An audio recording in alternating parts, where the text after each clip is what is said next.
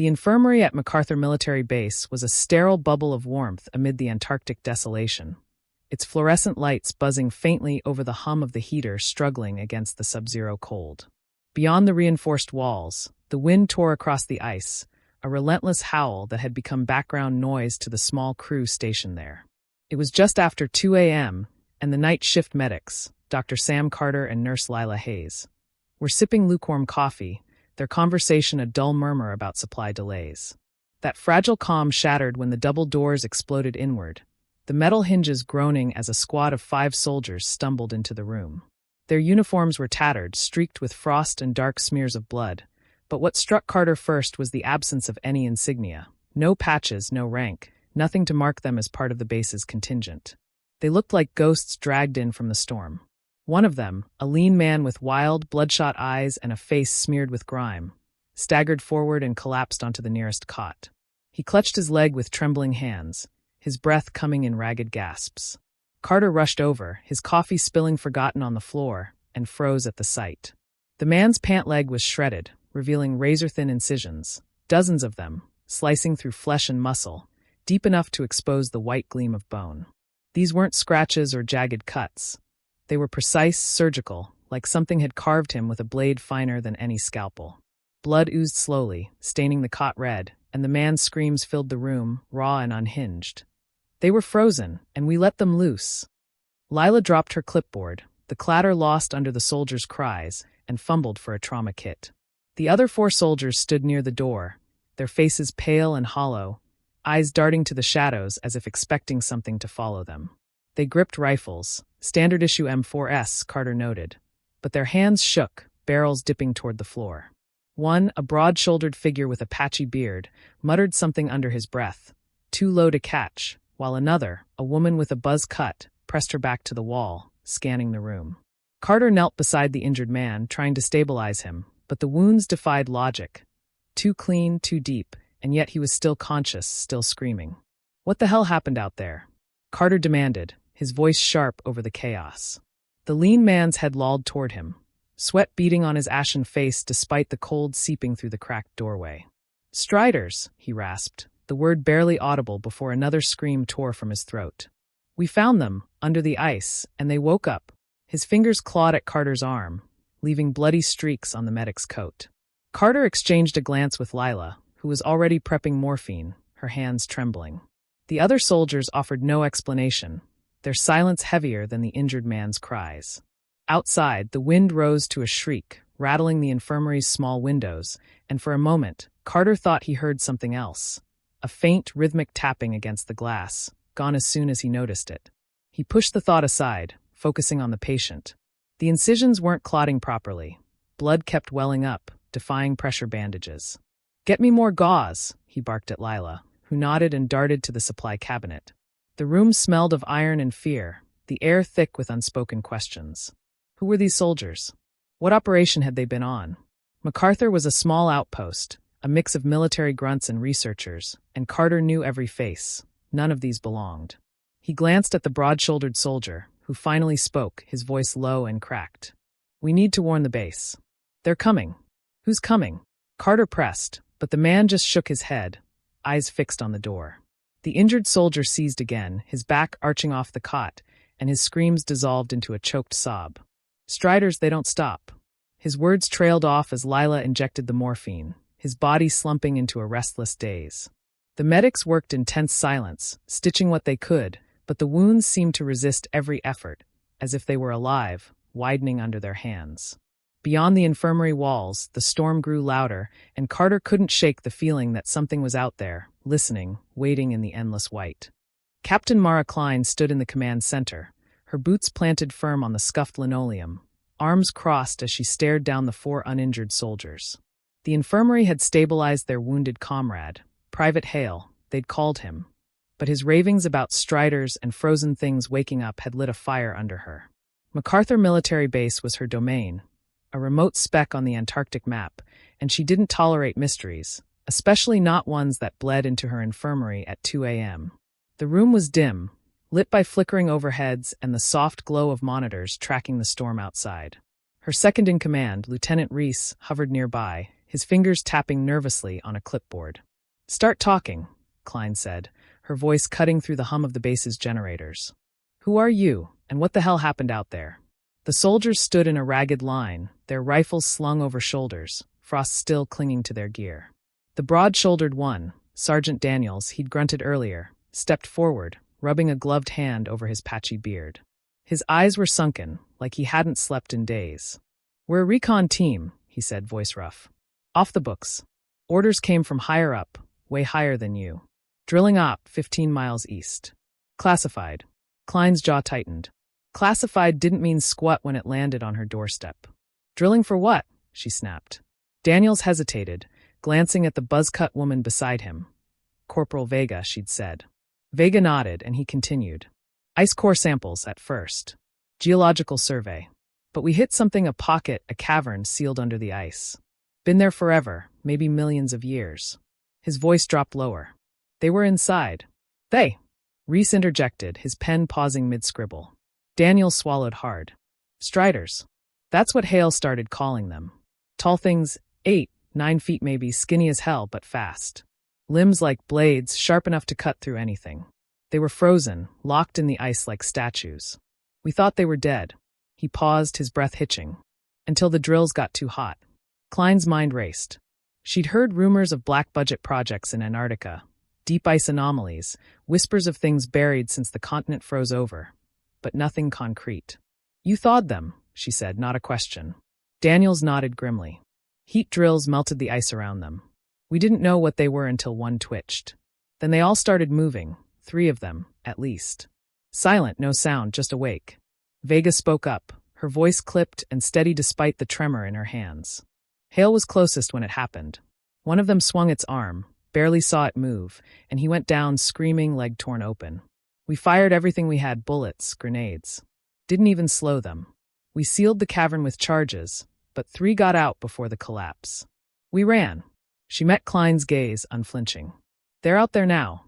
The command center went quiet, save for the faint crackle of the radio in the corner. Klein turned to the window, its thick glass fogged with condensation, the storm beyond a swirling wall of white. She pictured it, a cavern untouched by time, and these striders, waking from a prehistoric sleep. It sounded insane, but Hale's wounds backed it up. Those cuts weren't human-made, weren't natural. She turned back to Daniels. "How many were in that cavern?" "Dozens," he said quietly. "Maybe more. We didn't stick around to count." Klein cursed under her breath. If 3 were loose and more were still trapped, this wasn't just a breach. It was a disaster waiting to unfold. She grabbed the radio, barking orders. "All units, this is Klein. Full lockdown now. Perimeter teams double up, eyes on every inch of the fence. No one in or out." The base's klaxon blared to life, a low wail echoing through the halls. Reese approached, lowering his voice. "Ma'am, the radar's clean. If they're out there, they're not showing up." Klein scowled. "Thermal?" He shook his head. "Nothing but the storm." She didn't like it. Radar blind spots were one thing, but thermal should have caught something alive, something moving. Unless these striders didn't give off heat. The thought sent a chill down her spine, colder than the ice outside. Back in the infirmary, Hale's condition gnawed at her. She'd checked on him before confronting the squad, sedated but restless, his leg a mess of sutures that wouldn't hold. Carter had muttered something about the wounds fighting back, which she dismissed as exhaustion. Now she wasn't so sure. She glanced at the soldiers. "You're with me. We're arming up and figuring out what these things are before they find us." Daniels nodded, but Vega's eyes flicked to the window, where the storm seemed to pulse, alive with shadows that weren't there a moment ago. Klein stepped into the corridor, the base humming with activity as soldiers scrambled to their posts. The air felt thick, oppressive, like it was holding its breath. She couldn't shake the image of those striders, bladed limbs, silent hunters, loose in her territory. Whatever they weren't just animals. Something about Hale's screams, his terror, hinted at more. She gripped her sidearm tighter, the weight a small comfort against the unknown pressing in from the ice. Dawn broke over MacArthur military base, but the Antarctic sky offered no warmth, just a pale, gray smear above the endless ice. Inside, tension coiled like a spring. The lockdown had held through the night, but at 6:47 a.m., a patrol went silent. 2 soldiers, Jenkins and Ruiz, sent to check the generator on the base's western edge, hadn't reported back. Klein stood in the command center, staring at the static-filled screen where their comms had cut out. The radar still showed nothing, the thermal scopes blank. "They're gone," Reese said, his voice tight. "We need to find them." Klein didn't hesitate. She assembled a team, herself, Daniels, Vega, and 3 of her best. Perez, a wiry sharpshooter, Kim, a heavy weapons specialist, and Nowak, a grizzled vet who'd seen worse winters than this. They geared up in the armory, strapping on flamethrowers alongside rifles, thermal scopes clipped to their helmets. "If these Striders are out there," Klein said, her breath fogging in the cold air, "we burn them down." The team nodded, faces set, though Nowak muttered something about "damn fool's errand" under his breath. The blizzard hit them as soon as they stepped outside, a wall of wind and snow that slashed at their insulated suits. Visibility was 10 feet, maybe less, the world a white void punctuated by the crunch of their boots. They moved west, following the patrol's last known path, the generator's faint outline looming ahead like a ghost. Klein's headset crackled with static, Reese's voice cutting in. "Still no thermal hits, ma'am. Be careful." She didn't reply. Careful wasn't an option anymore. They found Jenkins first, or what was left of him. His body lay sprawled near the generator fence, arms splayed, chest split open by a single, razor-thin cut that ran from collarbone to pelvis. Blood had frozen into crimson ice, his eyes wide and glassy. Ruiz was 20 yards away, crumpled against a snowbank, his legs severed at the knees, the cuts so clean they looked machined. Klein's stomach turned, but she forced her voice steady. "Fan out. They're close." Perez spotted it first, a flicker on his thermal scope, fleeting but real. "There," he hissed, pointing north. The team pivoted, weapons up, and through the swirling snow they saw it, a Strider. It stood nearly 8 feet tall, its body a shimmering blur against the white, like it was part of the storm itself. Its limbs, long, spindly, glinting like obsidian blades, caught the faint light, and its head, if it had one, was a featureless curve, no eyes, no mouth. It didn't move like a living thing, it flowed, each step a silent glide. Kim roared, unleashing a jet of flame from his flamethrower. The fire lit up the snow, casting wild shadows, but the Strider darted aside, impossibly fast, vanishing into the blizzard. "It's playing with us," Vega muttered, her rifle tracking the emptiness. Then it struck. Perez screamed as a blade limb flashed from the snow, slicing through his shoulder and out the other side. He dropped, blood spraying, and the Strider was gone again before they could react. Klein grabbed Perez's arm, dragging him back as Kim laid down more fire, the flames hissing against the ice. "Fall back!" Klein shouted, her voice nearly lost in the wind. They retreated, Perez groaning, his suit soaked red. Nowak fired blind into the storm, cursing, while Daniels and Vega covered the rear. As they neared the base, Klein glimpsed 2 more shapes, taller, leaner. Hovering at the edge of sight, their forms dissolving into the white. Her heart pounded, 3 Striders, just like Vega had said. The team stumbled through the gate, Perez half-conscious, and slammed it shut behind them. Inside, the infirmary was a grim repeat of the night before. Carter worked on Perez, swearing as the incisions refused to clot, just like Hale's. Klein stormed back to the command center, slamming her fist on the console. "They're hunting us," she said to Reese, who looked pale behind his screens. "Fast, smart, and they don't show up on anything." Daniels joined her, wiping snow from his face. "We saw dozens in that cavern," he said. "If they all get out." He didn't finish. Hale's condition had worsened overnight. Klein checked on him, sedated, but his leg was a nightmare, the cuts deeper, wider, as if they were growing. Carter hovered nearby, exhausted. "It's not infection," he said, voice low. "It's something else. Like the wounds are alive." Klein stared at Hale's twitching form, his words from the night before echoing. "They don't stop." She turned to Reese. "Get me every explosive we have. We're ending this." Outside, the storm raged on, and the tapping Carter had heard was back, faint, rhythmic, coming from the walls. Klein ignored it, focusing on the plan, but deep down she knew. The Striders weren't just out there. They were already here, waiting. Night descended on MacArthur military base, the storm a howling beast that battered the walls. Inside, the lights flickered, casting long shadows across the corridors. Klein stood in the command center, watching grainy security feeds as the Striders struck. They didn't roar or screech. They were silent, phantoms of blade and shadow. The first breach came at the barracks. A steel door buckled inward, torn apart by slashes too precise for any weapon the base possessed. Soldiers scrambled, firing useless rounds as a strider glided through, its limbs flashing. 2 men fell, bisected before they could scream, their blood painting the floor. Klein slammed the lockdown override, sealing the command center's blast doors, but the feeds showed chaos spreading. The infirmary was next. Cameras caught a strider carving through the outer wall, its form a blur of lethal grace. Carter's voice crackled over the radio. "They're inside." "Hails." The line cut out, replaced by static. Klein turned to the survivors crammed into the room. Daniels, Vega, Reese, Nowak, and a handful of shaken grunts. "We hold here," she said, her voice steel. "And we fight."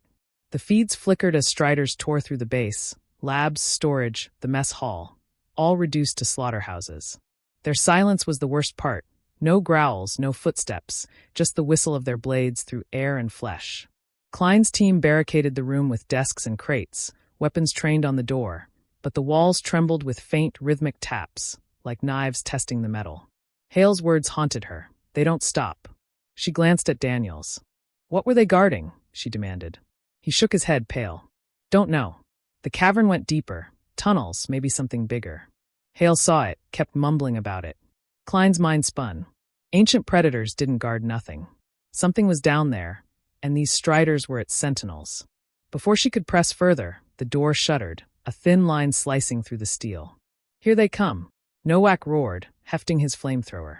The strider burst in, a nightmare of glinting limbs, and the room erupted. Nowak's flames lit it up, forcing it back, but another slipped through, slashing a soldier's throat in one fluid motion. Klein fired her pistol, rounds pinging off its body useless. Vega tackled it with a rebar pole scavenged from the debris, pinning it long enough for Kim to torch it. The creature writhed, its form melting into the fire, but 2 more breached the wall, their blades singing. The team fought desperately, losing ground, bodies piling up. Reese shouted over the chaos. "Fuel depot. We can blow it, take them out." Klein seized the idea. The depot was 50 yards east, packed with barrels of diesel and C4 from a demo stash. If they could lure the striders there, one spark could end it. She grabbed a radio. "Carter, status." No reply. "Damn it. Nowak, Vega with me. Rest of you, hold this room." They moved, dodging through corridors littered with debris and blood, the striders tapping echoing behind them. The depot loomed ahead, a squat building half buried in snow. Klein rigged the C4, her hands steady despite the adrenaline, while Vega and Nowak set bait, flares and fuel spills to draw the creatures in. Back in the command center, Reese's voice crackled. "Hale's dead." Wounds spread to Carter, spreading to others now. Klein froze. "Spreading?" She pictured Hale's leg, the creeping lines on the medic's skin. The striders weren't just killing, they were infecting. The first strider appeared, gliding toward the depot, then another. Klein lit a flare, tossing it into the fuel trail. "Run," she yelled. They sprinted as the flames raced, the striders following, drawn by the heat. The explosion was deafening, a fireball that swallowed the depot and shook the ice beneath their feet. The blast lit up the Antarctic night, a roaring plume of orange and black that consumed the fuel depot and Klein hoped the striders. She hit the snow hard, ears ringing, Vega and Nowak beside her. The storm swallowed the echoes, leaving an eerie silence. Half the base was rubble, flames licking the wreckage, but the tapping had stopped. Klein pushed to her feet, frost biting through her torn suit, and scanned the destruction. No movement, no glinting limbs, just ash and ice. They staggered back to the command center, finding Reese and 2 others alive, bloodied but breathing. "Did it work?" Reese asked, voice hoarse. Klein nodded, though doubt gnawed at her. The striders had been too fast, too cunning. She radioed for evac, her voice steady despite the exhaustion. MacArthur to command, requesting immediate extraction. Hostile incursion neutralized. The reply was faint, promising a chopper in 48 hours, storm delays. Days later, the rescue team arrived, their boots crunching through the frozen carnage. Klein stood among the survivors, 5, including Vega and Reese, frostbitten but alive. The official report would call it a gas leak, a tidy lie to bury the truth. As the chopper lifted off, Klein stared at the ice below. Faint, razor-thin cracks spiderwebbed from the blast site, spreading outward like veins. She blinked, and they were gone, maybe a trick of the light. But then she heard it, a low hum, faint and deep, older than the ice itself, rising from beneath. More striders, waiting to be freed.